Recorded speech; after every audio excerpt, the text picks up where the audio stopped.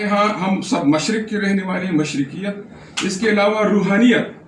تو میں نے ان سے کہا کہ اگر اس وقت میں اسلامیہ کالج میں تھا، تو میں نے ان سے کہا کہ اگر اسلامیہ کالج میں بلے شاہ کو پڑھایا جاتا اور پنجاب یونیورسٹی میں حضرت رحمان بابا کو، تو اس طرح شاہ بٹائی، مستوکلی، جتنے ہمارے صوفیہ ہیں، تو اگر لوگوں کو قریب لانے کے لیے ان چیزوں پر کام کیا جاتا تو آج حالت یہ نہ ہوتی جس طرح ہم ایک ہجوم کا روپ دار لیا ہے ہماری سوسائٹی نے. میں نے ان سے کہا کہ اب بھی وقت ہے، اب بھی ہو سکتا ہے. اس نے باتوں میں کہا کہ یہ جو ڈائنگ لینگویجز ہے ہم ان کو بچا نہیں سکتے. تو میں نے کہا کہ اگر کسی کی ماں مر بھی رہی ہو تو اس کے سامنے لوگ یہ نہیں کہتے کہ یہ تو ڈائنگ ہے، کہتے ہیں کہ اللہ اسے زندگی دے. تو میں نے کہا کہ کچھ زبانیں پاکستان میں تو ظاہر 75 زبانیں ہیں، کچھ آئی سی یو میں ہیں، لیکن کچھ تو آپ زبردستی آئی سی یو میں دھکیل رہے ہیں، تو کم از کم ان کو بھی بچائیں نا. بہرحال میں جس ملک میں رہتا ہوں اور جس ملک کی ایک اکائی کا حصہ ہوں، بہت زیادہ گلے، بہت زیادہ شکوے ہیں. تو جو ادیب ہے، جو شاعر ہے، جو افسانہ نگار ہے، اکثر لوگ کہتے ہیں نا کہ یہ جو ہسٹری ہے، تاریخ، اس میں نام اور تاریخیں تو حقیقی ہوتی ہے لیکن باقی اکثر جھوٹ ہوتا ہے. لیکن افسانوں میں تاریخیں اور نام تو سچے نہیں ہوتے لیکن باقی سب سچ ہوتا ہے. تو جو ادیب اور دانشور ہوتے ہیں، ان کی جب وہ لکھتے ہیں یا وہ بولتے ہیں تو ان میں لے مین، جو اے مین ان دا اسٹریٹ ہے، وہ اس میں اس کا وجود سامنے آتا ہے، ان کے جذبات، ان کے احساسات. ہمارا تعلق جس مٹی سے ہے، ظاہر ہے کہ ہم اس مٹی سے ہماری ایک جڑت ہوتی ہے، اور اس مٹی میں اتنا زور ہے کہ اس نے مجھے یہ بھی سکھا دیا ہے کہ آپ لوگ مجھے جتنا بھی اونچا پھینکیں گے میں زمین پر آؤں گا، کیونکہ اس نے مجھے سکھایا کہ ڈاؤن ٹو ارتھ رہنا کیسا ہے. میں بہرحال بہت زیادہ شکریہ ادا کرتا ہوں، چونکہ اس وقت میری مثال دلہا کی بھی ہے اور دلہن کی بھی، تو میں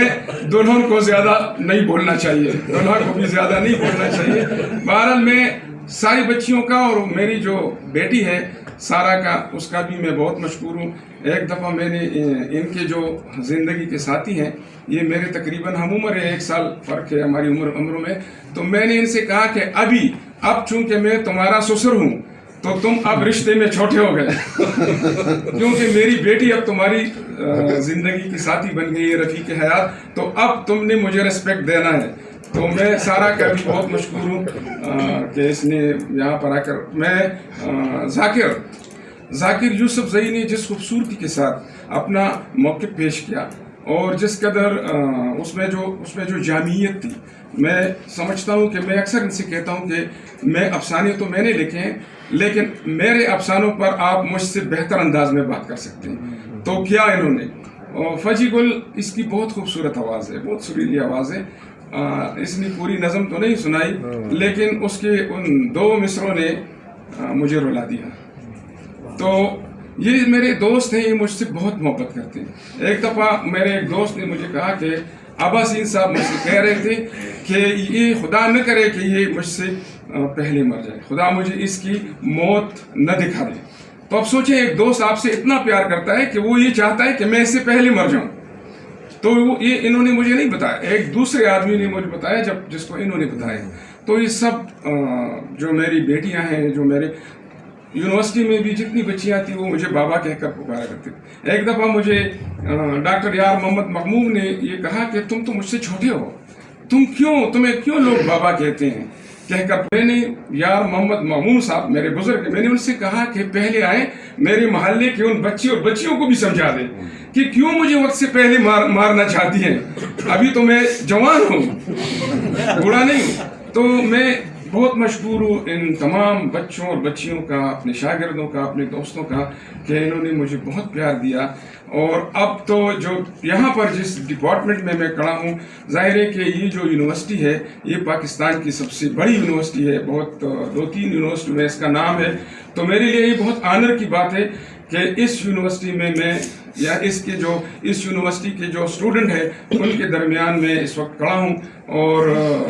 انہوں نے مجھے موقع دیا کہ میں آپ کے سامنے کچھ بات کروں. میں اپنے تمام دوستوں کا بھی مشکور ہوں کہ یہ آئے یہاں پر.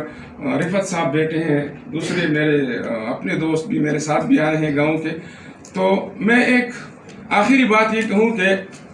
میں بنیادی طور پر افسانہ نگار ہوں، اور افسانہ میں لکھتا نہیں ہوں، افسانہ مجھ پر خود کو لکھواتا ہے،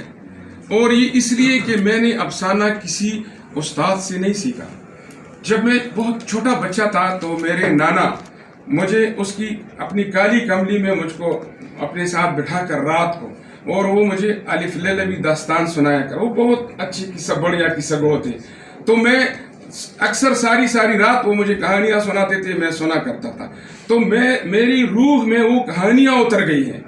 اور وہ کہانیاں پھر جب میں نے اپنی زمین کے ساتھ جڑت پیدا کی، پھر ایک آدمی ایسا تھا کہ جب میں سیکنڈ ایئر میں تھا تو مجھے سعادت حسن منٹو کی ایک کتاب میرے ہاتھ لگی، میں نے جب اس کو پڑھا تو میں حیران رہ گیا کہ یہ شخص جو ہے یہ تو بہت جرأت رکھنے والا شخص ہے، اس نے تو لوگوں کے سامنے سے سائن بورڈ ہٹائے ہیں، اور ان کے اندر ان کے پیٹ میں جو حرام کا مال تھا وہ بھی نکالا کہ تم یہ ہو۔ یہ اتنا جرأت مند آدمی ہے کہ اس نے چھوٹی چھوٹی چیزوں کو لیا، چھوٹے یعنی معاشرے میں جو نفرت کے قابل کردار ہوتے ہیں ان کو بنیاد بنا کر بڑی چیخوب کی طرح بڑی کہانیاں تخلیق کی۔ تو اس کے بعد پھر میں نے پریم چند کو پڑھا۔ میں نے اس وقت تک میں نے پشتو افسانہ نہیں پڑھا تھا، میری جب پہلی کتاب آئی تو اس وقت تک بھی میں نے پشتو افسانہ نہیں پڑھا، میں نے اردو افسانے کو کچھ نہ کچھ پڑھا تھا۔ میں نے اردو، ظاہر ہے کہ میں نے پہلا MA بھی اردو میں کیا، تو اردو کے راستے میں آیا ہوں، پشتو میں اردو کے راستے میں نے اردو کے جو کلاسک شعراء ہیں تو ان کے تقریباً جب جوانی میں مجھے کم از کم 2500 اشعار یاد تھے، جتنی بھی اردو کے نمائندہ شاعر ہیں۔ تو میں کہتا ہوں کہ میں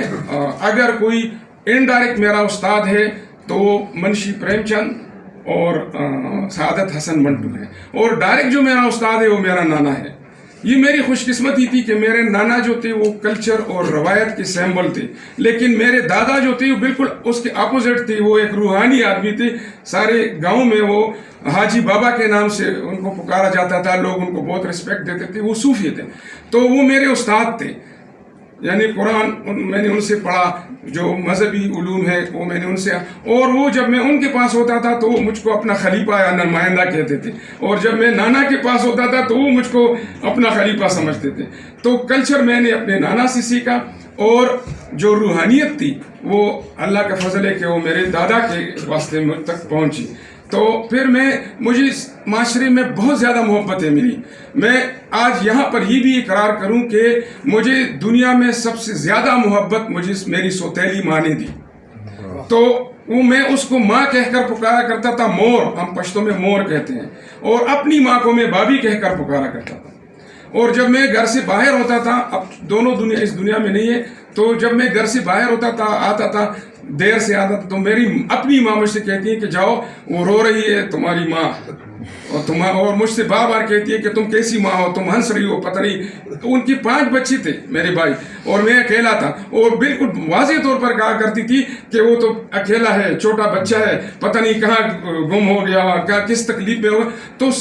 وہ میری ماں اتنی پیاری تھی کہ سوتیلا کہنے، میری منہ سے یہ نکلنا بھی میرے لیے بہت مشکل ہے کہ میں یہ کہوں کہ وہ میری سوتیلی ماں تھی۔ میرے سوتیلے بھائیوں نے مجھے اپنے بھائیوں سے زیادہ پیار دیا، میرے معاشرے نے مجھے محبت دی، میرے جتنے بھی ارد گرد کے لوگ تھے، میرے دوستوں نے، کبھی کسی نے مذاق میں بھی مجھے گالی نہیں دی۔ تو یہی وجہ ہے کہ میری اندر اتنی محبت بھر گئی، اتنا اطمینان بھر گیا ہے کہ اب میں اگر ساری عمر اس کو لٹاتا رہوں تو یہ ختم نہیں ہوگا۔ آپ سب کا بہت بہت شکریہ۔